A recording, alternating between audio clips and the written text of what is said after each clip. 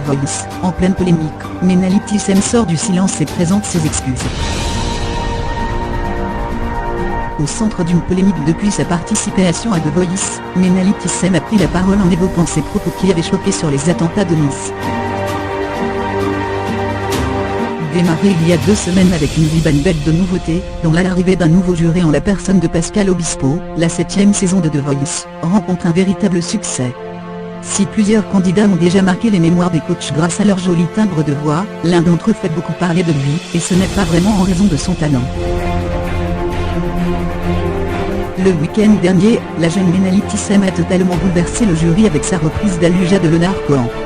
Mais ce n'est malheureusement pas pour ce passage que son nom est aujourd'hui sur toutes les lèvres. Suite à la diffusion de l'émission, des messages très controversés, que la candidate avait écrits sur les réseaux sociaux au sujet des attentats de Nice, ont refait surface. C'est bon, c'est devenu une routine, un attentat par semaine. Et toujours pour rester fidèle, le terroriste prend avec lui ses papiers d'identité. C'est vrai, quand on prépare un sale coup, on n'oublie surtout pas de prendre ses papiers, avait-elle tweeté à l'époque avec le hashtag Prenez-nous pour des cons. Des mots qui ont choqué bon nombre de personnes, même si la chanteuse avait ensuite tenté de s'expliquer en assurant, sur Facebook, qu'elle aime son pays et condamne bien évidemment avec la plus grande fermeté le terrorisme. Depuis, l'association de victimes Promenade des Anges 14 juillet a appelé TF1 à réagir, ce que la chaîne a promis de faire rapidement, car elle ne peut garder dans le programme une personne qui tient des propos contre la loi de la République. Face à cette polémique, Menalit Tissem a de nouveau pris la parole.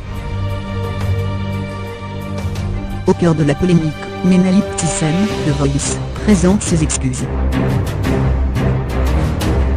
Sur son compte Facebook, Menalit Tissem assure que ces messages étaient l'expression d'une peur et qu'elle les regrette profondément.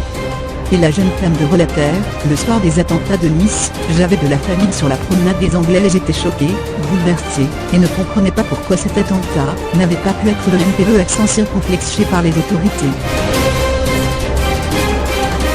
Aujourd'hui, elle affirme avoir mûri et mesure désormais le manque de réflexion de ses messages. M'en excuse, déclare-t-elle ensuite, avant de conclure, par la musique, je suis heureuse de vous exprimer, mon amour est ce qui me tient le plus à cœur, la tolérance envers les autres et la paix entre nous, des paroles qui aideront peut-être TF1 à décider du sort de la candidate.